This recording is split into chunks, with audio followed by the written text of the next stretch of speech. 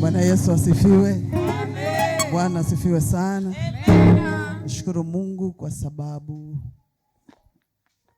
ametuleta kwa utukufu wake. Bwana Yesu asifiwe. Nashukuru Mungu kwa sababu Mungu ni mwema. Asante kwa sababu ya wageni. Mungu aubariki sana kwa kututembelea. Karibu tena na tena. Tunapenda wageni.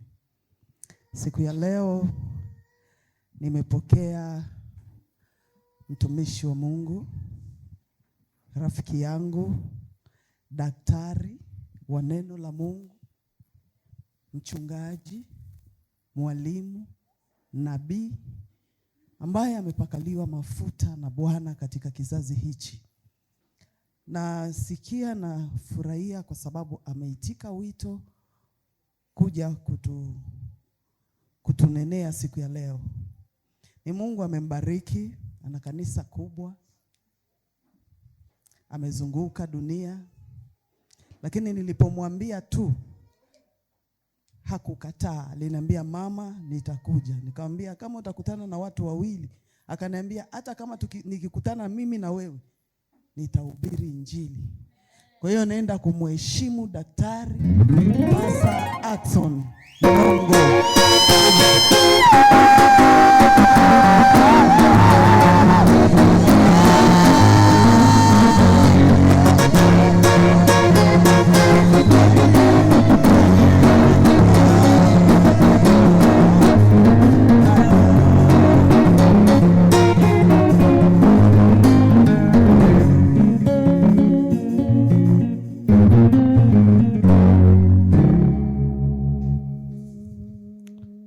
Praise the Lord. Amen.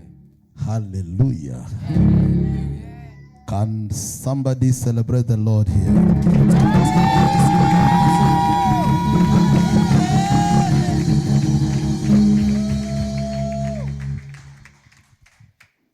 I said, can somebody celebrate the Lord here? Nasema mtu patia Bwana makofi mazuri.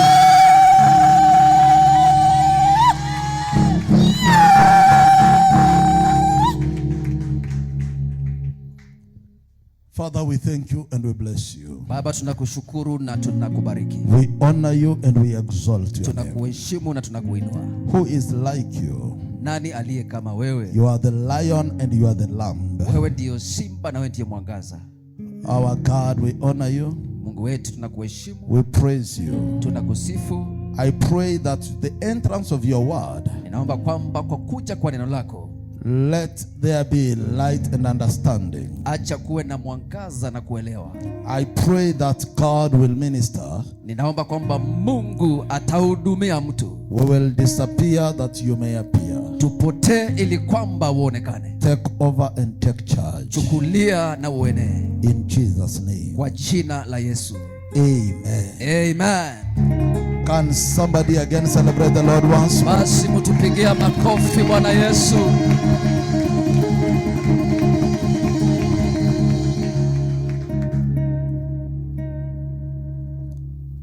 Thank you so much, President Worship, but I will be with you, my bro. Don't go. Asante sana waimbaji, lakini nitabaki na wewe mcheza kinanda, usiondoke. We may have our seat. I do a small introduction. Tunaweza keti ili kwamba nipeane mwelekeo fulani.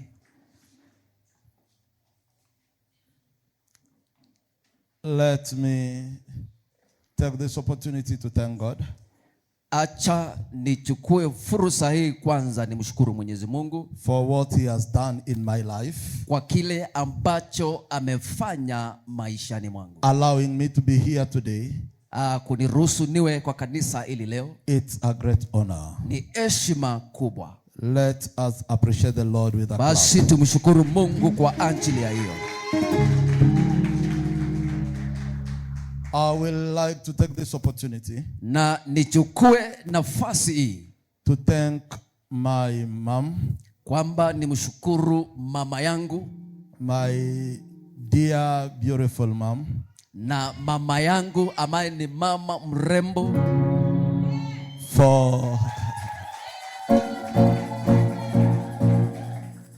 for thinking of me, kwa kuweza kuniwaza ama kunifikiria mimi. When you told me that I will be coming here, wakati ukaniambia nitakuja mahali hapa, I felt my heart was melting with joy. Nilihisi moyo wangu umetiririkwa na furaha. Why? Because you are not only my mom. Kwa nini? Kwa sababu wewe si tu mama yangu, but also you are a covenant woman that the Lord used my father to tell me that I have to take care of. Wewe ni mwanamke wa angano ambaye Mungu alitumia baba yangu kumwambia kwamba ni kushughulikie. My father before death he said, kabla babangu kuanga akasema, I have to take care of you. Lazima nikushughulikie vizuri. How? I don't know. Na vile ya kukushughulikia sikuelewa. But he said so. Lakini akasema hivyo.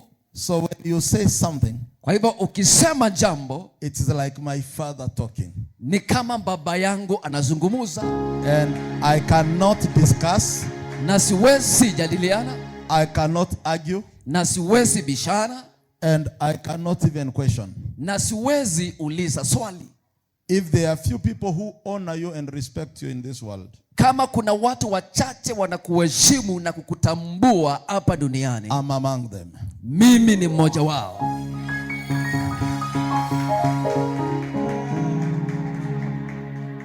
When the other one, na wakati yule mwingine ama hiyo ingine, when we were in this nation without being known, wakati tulikuwa kwa taifa hili pasina mtu kutujua, among the first people who saw something in us when others could not see, wale watu waliona kitu ndani yetu wakati wengine hawakukiona, you are one of them. Wewe ni mmoja wao.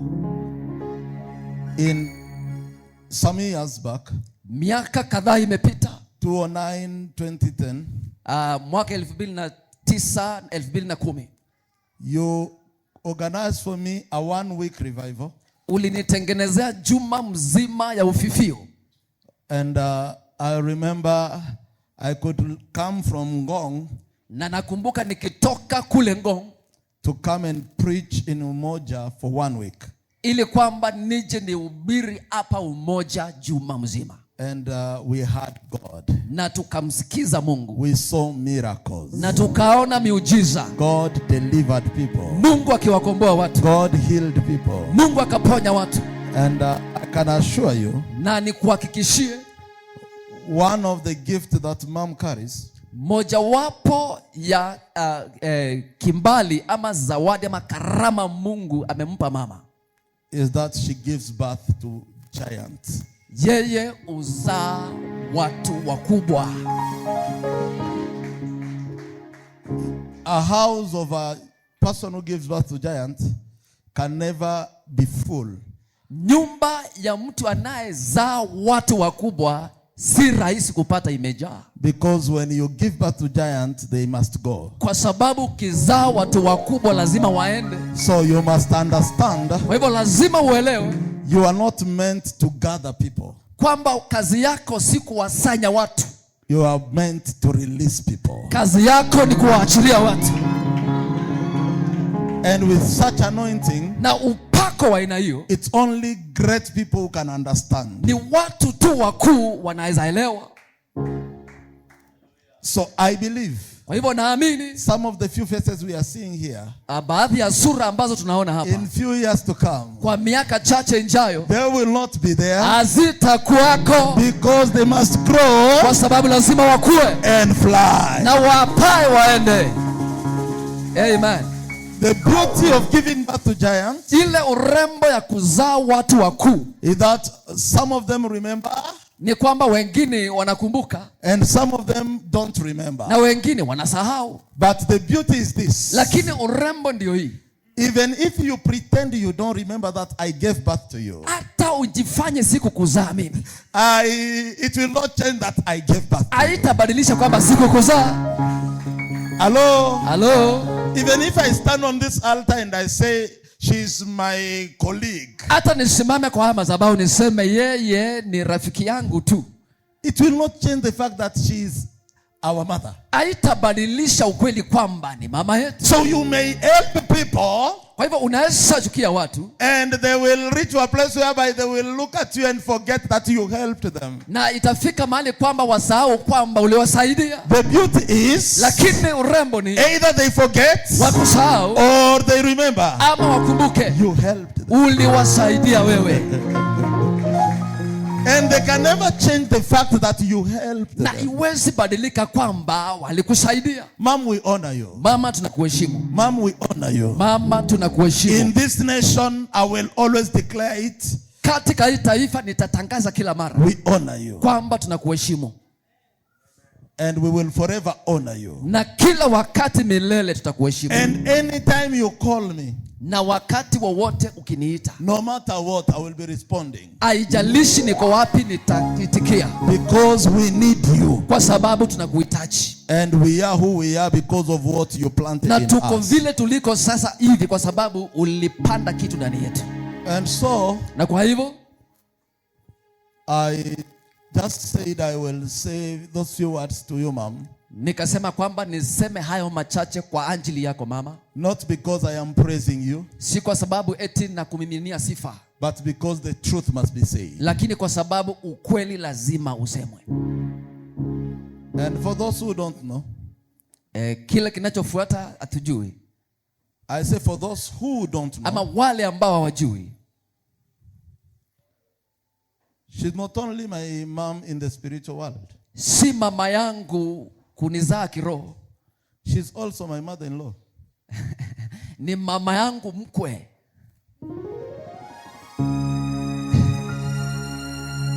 She is the mother to the wife of my closest friend. Yeye ni mama wa mke wa rafiki wangu wa karibu sana.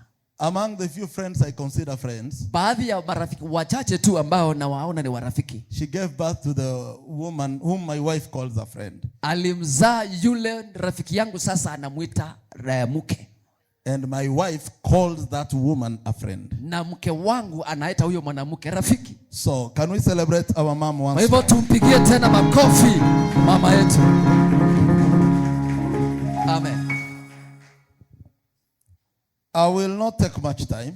Basi sitachukua muda mrefu, but I will preach all what God gave me. lakini nitahubiri kile ambacho Mungu amenipa.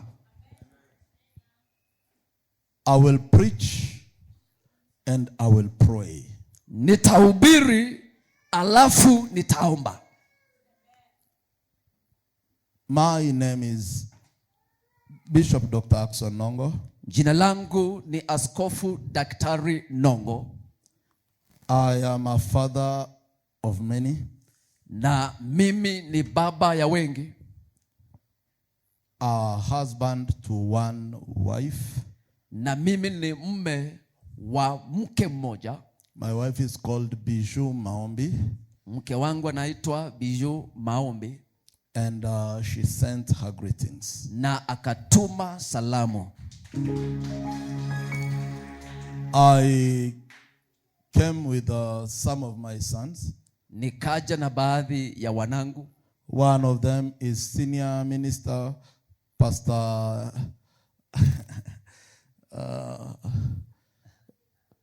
what do you want me to say? The name of your child or your name? Ile baba Mungu anakuwezesha kusema sema. You will be the last one.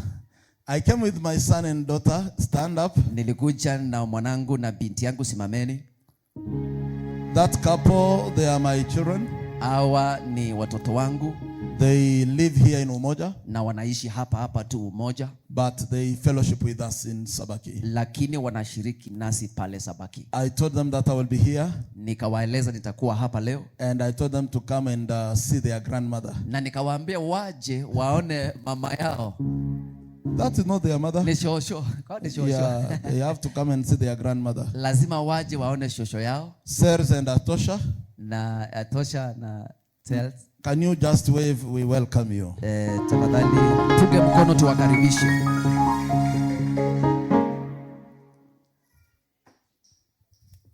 Do you want me to introduce you now?